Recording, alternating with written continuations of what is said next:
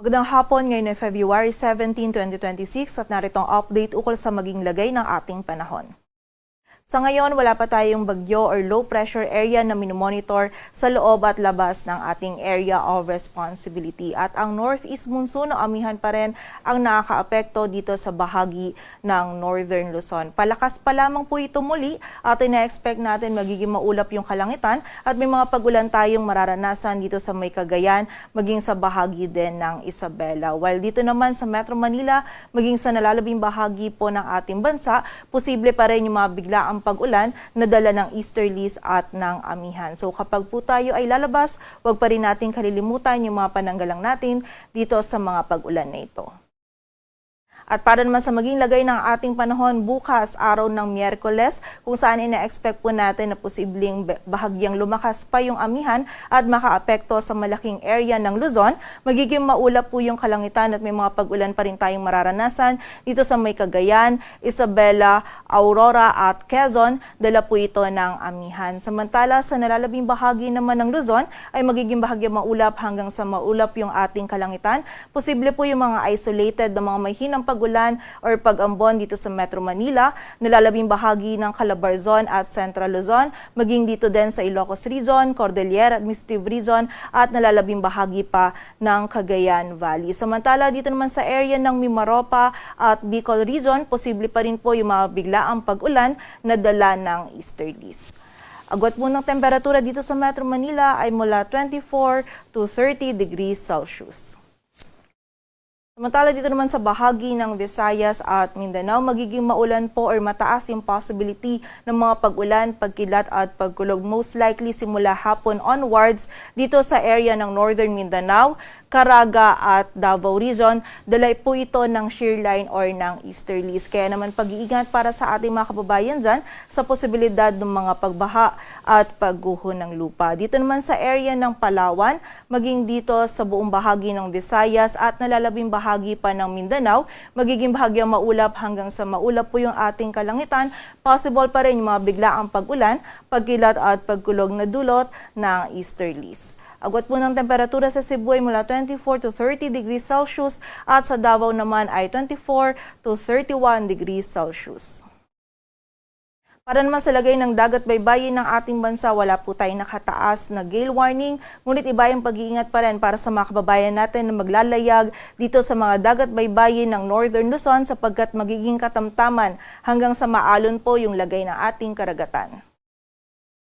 Para naman sa 3-day outlook ng mga key cities ng ating bansa, in the next 3 days, patuloy pa rin pong amihan, shear line or easterlies yung iba't iba pong weather systems na prevailing sa iba't ibang bahagi ng ating bansa. From Thursday to Saturday, ang amihan po ay bahagyang lalakas at makakaapekto sa malaking area ng Luzon. So hanggat maaari po, i-enjoy natin itong ina-expect natin na surge ng amihan dahil after po nito, posibleng medyo maging mainit na yung ating panahon or unti-unti na pong tumaas yung temperatura na ating naitatala dahil kung prevailing man po yung amihan ay mostly nasa may area na lamang po ng Northern Luzon. So expect po natin again from Thursday to Saturday dito sa Metro Manila, maging sa area din ng Baguio City, magiging bahagyang maulap hanggang sa maulap po yung ating kalangitan. Medyo malamig po yung panahon natin sa madaling araw at possible pa din yung mga isolated light rains na dala ng amihan. Agwat po ng temperatura sa Metro Manila ay mula 23 to 31 degrees Celsius. Sa Baguio naman ay 15 to 24. While dito naman sa Legazpi City, na-expect po natin by Thursday may mga isolated light rains lamang po na mararanasan na dala ng amihan. Ngunit by Friday and Saturday, magiging maulap po yung kalangitan at mas mataas yung possibility ng mga pag-ulan. Dala pa rin po ito ng northeast monsoon o amihan.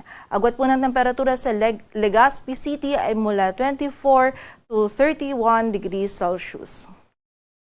Dito naman sa area ng Visayas, partikular na po sa Metro Cebu, by Thursday ay may mga isolated light rains po tayong mararanasan dala po ng amihan kapag ito ay tuluyang lumakas at posibleng umabot hanggang sa area ng Visayas.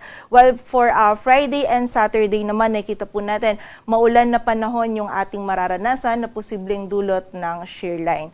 While dito naman sa area ng Iloilo City, from Thursday to Saturday, patuloy po magiging bahagyang maulap hanggang sa maulap yung ating kalangitan at may mga light rains na mararanasan na dala ng amihan. And for the area of Tacloban City, in the next 3 days, maulan po yung panahon na ating mararanasan. Posible pong hanggang sa mga malakas yung mga pag-ulan nito, kaya po pag-iingat sa ating mga kababayan sa posibilidad ng mga pagbaha at pagguho ng lupa. Agwat po ng temperatura sa Metro Cebu ay mula 24 to 30 degrees Celsius, sa Iloilo City ay mula 24 to 31, while sa area naman ng Tacloban City ay 23 to 31 degrees Celsius. Dito naman sa bahagi ng Mindanao, sa Metro Davao by Thursday and Friday, maulan po yung panahon na ating mararanasan. Dala po ito ng easterlies or ng shearline. While pagdating naman po ng Sabado, mababawasan na po yung mga pag-ulan nito, but possible pa rin yung mga biglaang pag-ulan dulot ng mga localized thunderstorms. Dito naman sa area ng Cagayan de Oro City, patuloy po or magiging maulan yung panahon natin mula Thursday hanggang Saturday. And dito sa area ng Zamboanga City, kung meron po tayong mga pag-ulan na mararanasan, ito yung mga biglaang pag-ulan, pagkilat at pagkulog lamang. Agwat po ng temperatura sa Metro Davao ay mula 25 to 33 degrees Celsius. Sa Cagayan de Oro City ay 22 to 28 degrees Celsius. Samantala sa Zamboanga City naman ay 24 to 34 degrees Celsius. Dito sa Metro Manila, ang sunset natin ay mamayang 6:01 p.m. at ang sunrise naman ay bukas ng 6:19 a.m.